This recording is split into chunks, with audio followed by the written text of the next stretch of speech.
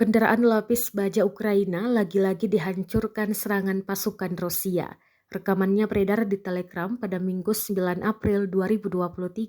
Dalam keterangan unggahan disebutkan, inilah serangan pertempuran di dekat Ukledar. Pasukan khusus Rusia menghancurkan kendaraan lapis baja Ukraina dalam hitungan menit. Satu komando dari RPG melumpuhkan kendaraan tempur infanteri angkatan bersenjata Ukraina.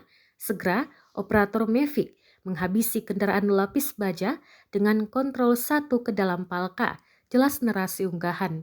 Drone tempur Rusia juga merekam kendaraan lapis baja tersebut terbakar dan hangus hingga berakhir menjadi bangkai. Rekamannya pun menuai berbagai komentar dari warganet.